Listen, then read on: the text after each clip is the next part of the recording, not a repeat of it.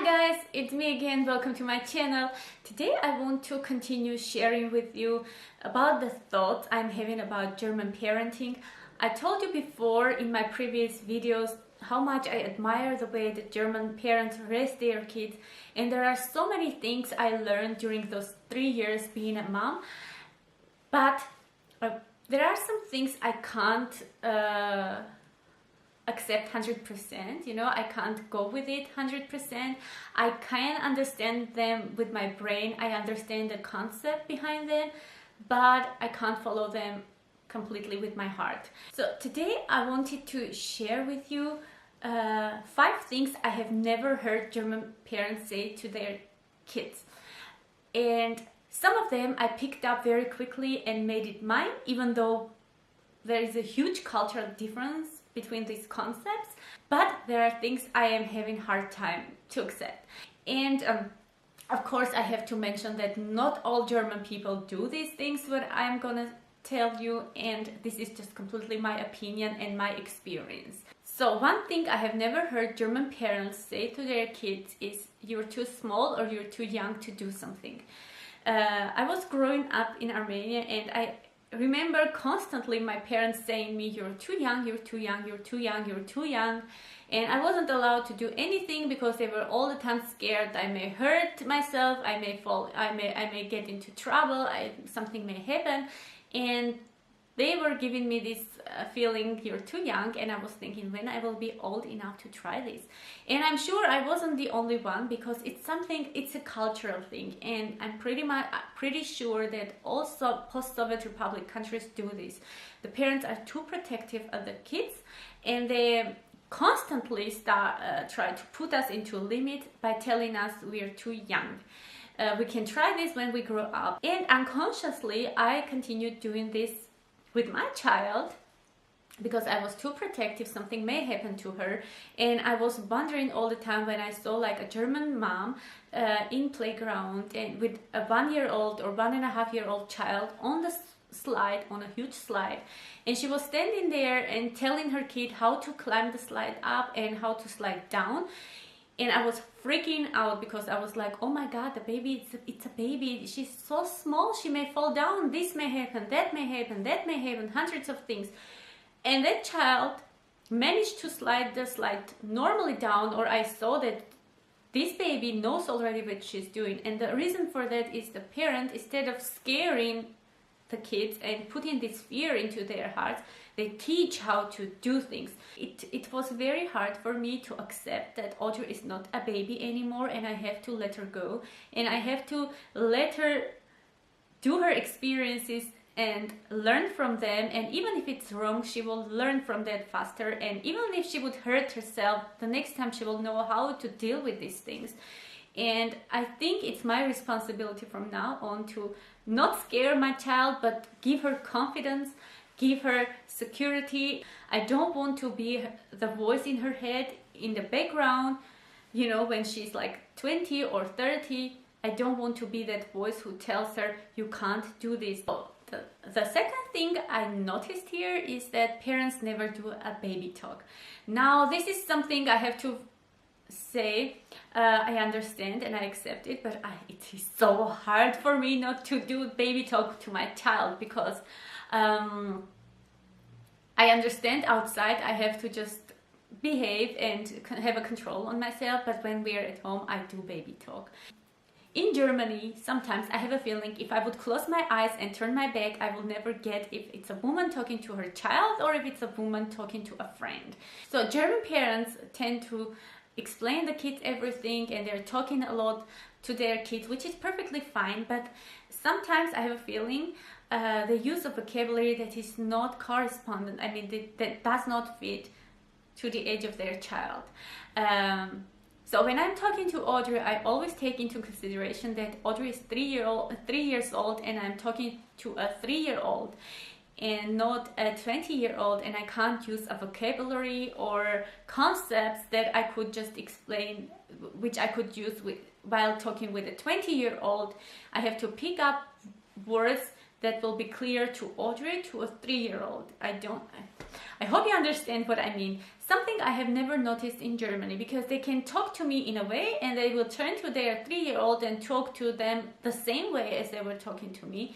And on one side, I find it good, because the kids, they grow up faster and they tend to understand everything faster in later life. But on the other side, these are kids. So when are you going to talk to your child as a child when not now? So the third thing I've never heard the German parents say is, don't play because you will get dirty. This is something I admire a lot, and I'm completely for it. I became like that. And this was kind of something I had to learn from them, because I grew up in a society when the kids should stay clean even if they're playing.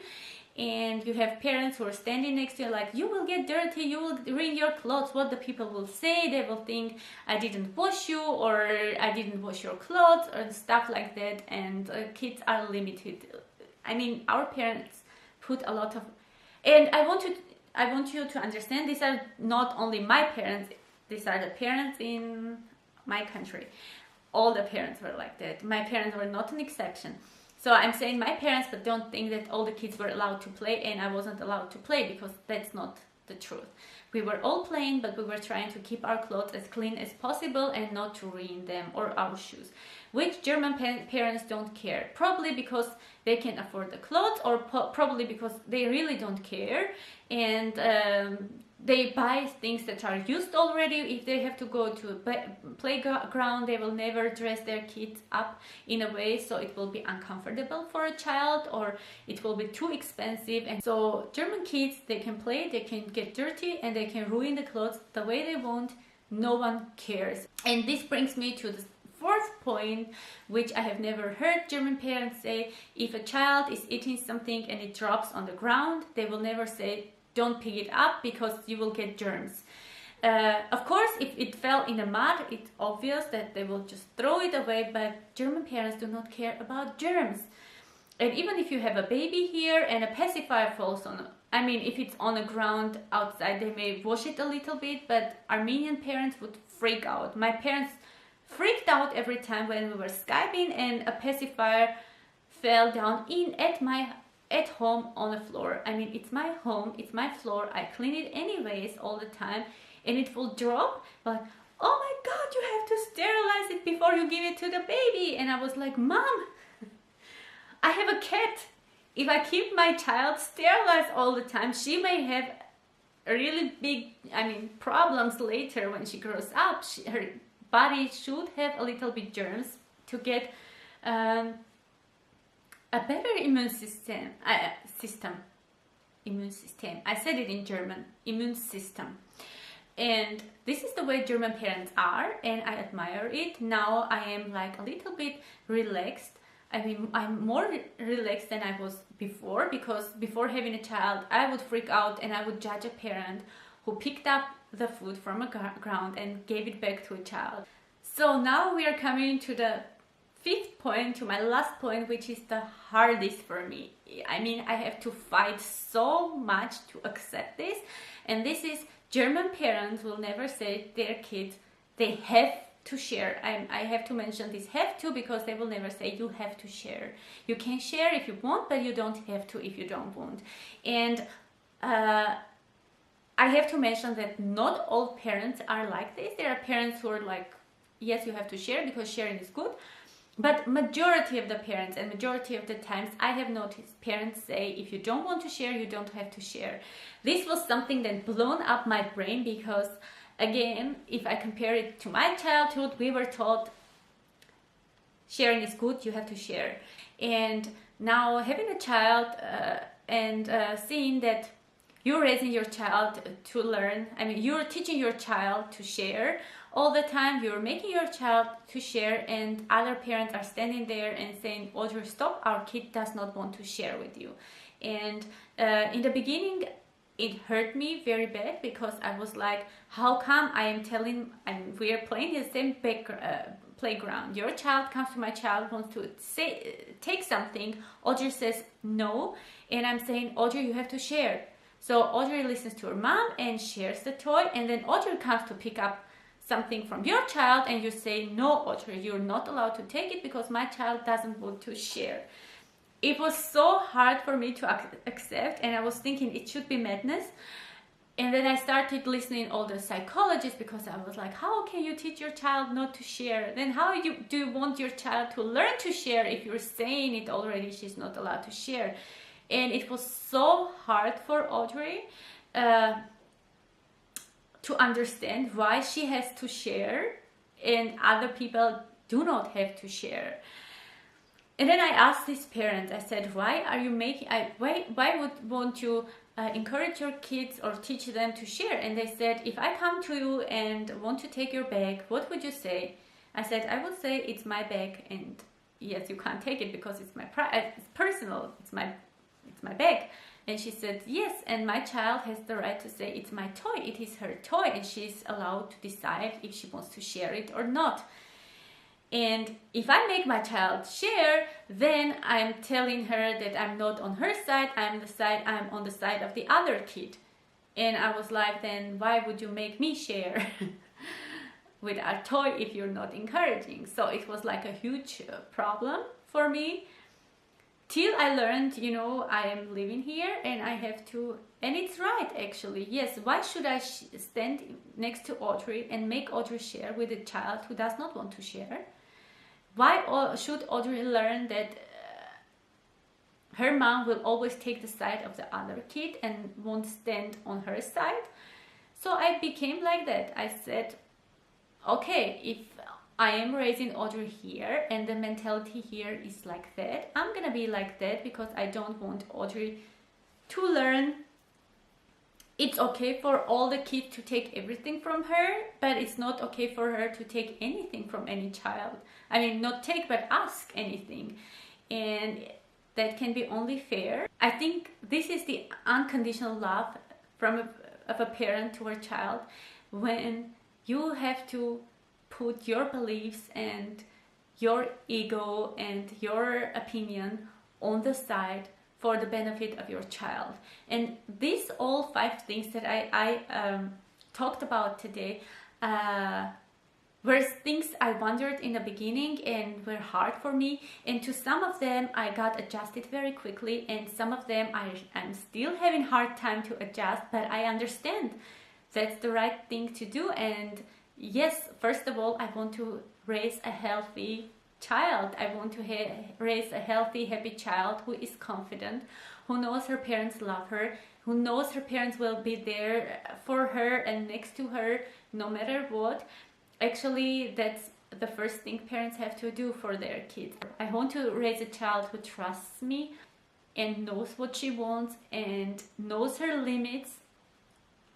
But to know the limits, I have to give her a freedom to try her limits. If I just make too much borders in everywhere or try to keep her under control, she will never know that, and she will never get the chance to make a mistake to learn from that. And I have to accept that Audrey is an individual.